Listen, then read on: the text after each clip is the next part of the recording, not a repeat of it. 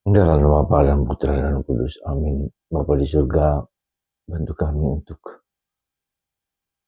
selalu berada di jalan-Mu, di jalan Putramu Yesus, dan tidak mudah disesatkan dan tersesat pada segala sesuatu yang bukan daripada Putramu Yesus. Bantu kami ya Bapa untuk taat dan setia di dalam jalur gereja kami, Katolik, Apostolik, Sabtu dan Kudus. Terpujilah nama-Mu kini dan sepanjang segala masa. Amin. Para saudara, kita diingatkan sekali lagi akan satu hal yang sangat penting, yaitu nabi palsu, pengajar palsu. Dalam bacaan pertama hari ini, Hanaya, seorang nabi palsu yang menjanjikan bahwa bangsa Israel akan dipulihkan.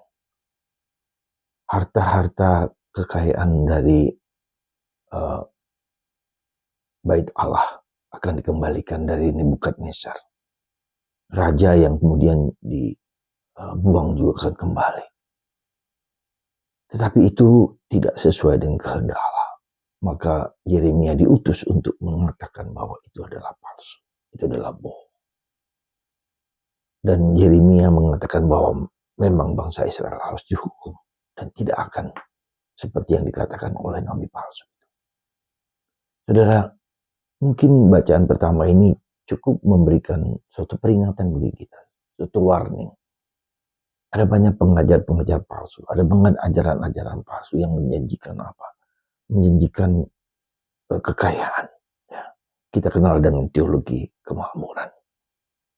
Nah, ada nabi-nabi palsu seperti katakan dari surat Petrus, ya, seorang katakanlah pemimpin gereja, seorang paus pertama, untuk diingatkan bahwa akan ada nabi-nabi palsu, akan ada pengajar-pengajar palsu, ya, yang membawa orang kepada harapan-harapan palsu, seperti halnya katakanlah ketika kita menderita, ketika kita mengalami salib.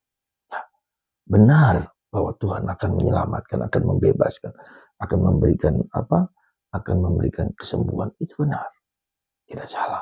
Memberikan harapan yang kuat. Itu benar. Tapi ada saat-saatnya juga kita harus menanggung salib Yesus. Sebagai murid Yesus yang sejati. Ada kalanya kita harus menanggungnya.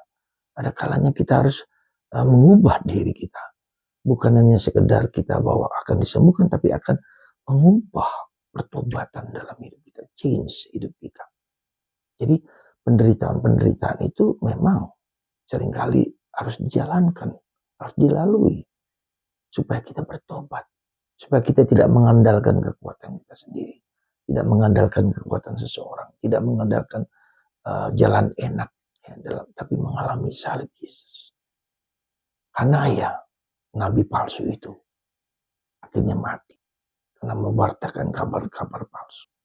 Dan ini bisa kita lihat di dalam beberapa kali saya lihat di nabi yang menyebut diri nabi di Afrika, ya, tokoh-tokoh tertentu, atau di Amerika, ya, para pewarta kabar gembira dengan kekayaan, dengan menghimpun kekayaan dengan alasan untuk karya kerasulan kemana-mana. Tetapi hidupnya penuh dengan duniawi, ya, dan memanipulasi harta uang, ya, untuk sesuatu yang nampaknya sesuai dengan kehendak Tuhan. Sekali lagi, kita harus hati-hati. Teologi kemakmuran itu seringkali menggoda manusia. Ketika dia sendiri memperkaya diri, ketika dia sendiri memperkaya orang-orangnya. Ya. Saudara, mari kita sadar, mari kita hati-hati supaya kita tidak terpaku, terbius, terobsesi, bahkan mungkin dengan nampaknya kekuatan-kekuatan ilahi seperti tidak selalu yang supranatural itu berasal dari Tuhan. Tidak selalu yang supranatural, yang di luar batas-batas kemanusiaan itu dari Tuhan, belum tentu. Iblis pun bisa meniru. Saya bisa melihat misalnya contoh ada satu YouTube dalam bahasa Inggris di mana dikatakan seorang pendeta atau seorang pemimpin agama itu kemudian seperti menyembuhkan, seperti kekuatan yang bisa langsung disembuhkan.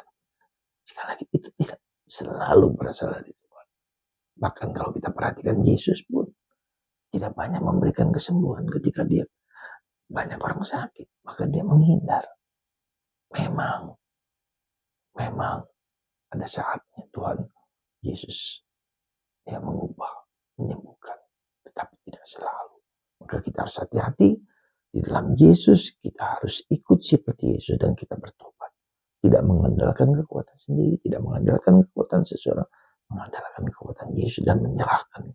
Bahkan dalam Yesus, penderitaan dan salib kita.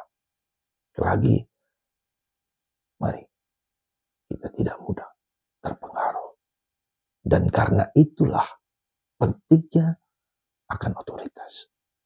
Tidak cukup orang hanya sola scriptura. Satu-satunya kitab suci karena semua orang bisa menafsirkan sendiri sesuai dengan apa yang dia mau. Disitulah kita butuh otoritas. Kita butuh gereja untuk mengatakan ini benar atau tidak benar. Satu contoh kecil saja, saudara. Penampakan Bunda Maria de Lourdes membutuhkan waktu puluhan tahun untuk dinyatakan bahwa itu sungguh-sungguh berasal dari Tuhan. Betapa hati-hatinya gereja menyatakan diri bahwa itu sungguh dari Allah, bukan dari manusia. Ya, memang sungguh-sungguh Allah menyatakan itu. Itulah sikap gereja Katolik, saudaraku terkasih, pegang sangat kuat, sangat teguh, dan membutuhkan waktu yang cukup panjang untuk menyatakan suatu penampakan yang supernatural, sungguh-sungguh berasal dari Tuhan.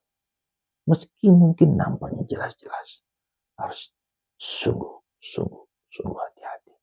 Karena iblis bisa meniru seperti perbuatan Yesus. Tuhan memberkati Anda, berkati kita semua untuk ikut serta di dalam penderitaan Yesus. Dan jangan mudah dipengaruhi oleh hal-hal yang menyenangkan, oleh hal-hal dagingnya, oleh hal-hal uang harta, untuk membenarkan bahwa Yesus bisa melakukan itu. Hati-hati. Tuhan memberkati Anda. Ada banyak nabi palsu, ada banyak